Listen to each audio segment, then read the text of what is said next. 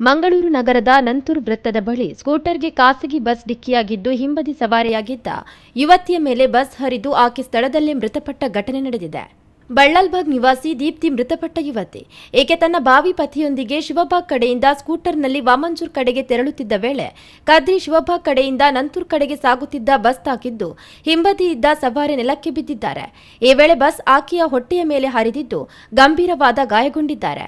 ಕೂಡಲೇ ಆಕೆಯನ್ನು ಎಜೆ ಆಸ್ಪತ್ರೆಗೆ ಒಯ್ದಿದ್ದು ಅಷ್ಟರಲ್ಲಿ ಆಕೆ ಅಸುನೀಗಿದ್ದಾರೆ. ಸ್ಕೂಟರ್ ಸವಾರನಾಗಿದ್ದ ಯುವಕ ಅಪಾಯದಿಂದ ಪಾರಾಗಿದ್ದಾನೆ. ನಂತೂರ್ ಬಳಿಯ ಬಸ್ ನಿಲ್ದಾಣದ ಎದುರಲ್ಲೇ ಘಟನೆ ನಡೆದಿದ್ದು ಕುಡುಪು ಭಾಗಕ್ಕೆ ತೆರಳುತ್ತಿದ್ದ ಖಾಸಗಿ ಬಸ್ ಡಿಕ್ಕಿಯಾಗಿದೆ. ಬಸ್ ವೇಗವಾಗಿತ್ತೇ ಸ್ಕೂಟರ್ ಬಲಭಾಗದಿಂದ ಎದುರಿಗೆ ಬಂದಿತ್ತೆ ಎನ್ನುವುದು ಗೊತ್ತಾಗಿಲ್ಲ ಎಂದು ಕದ್ರಿ ಪೊಲೀಸರು ತಿಳಿಸಿದ್ದಾರೆ. ಕದ್ರಿ ಸಂಚಾರಿ ಠಾಣೆಯಲ್ಲಿ ಪ್ರಕರಣ ದಾಖಲಾಗಿದೆ. ಯುವತಿ ಮತ್ತು ಯುವಕ ವಾಮಂಜೂರಿನಲ್ಲಿ ಬರ್ತ್ಡೇ ಪಾರ್ಟಿಗೆಂದು ತೆರಳುತ್ತಿದ್ದ ವೇಳೆ ಘಟನೆ ನಡೆದಿದೆ.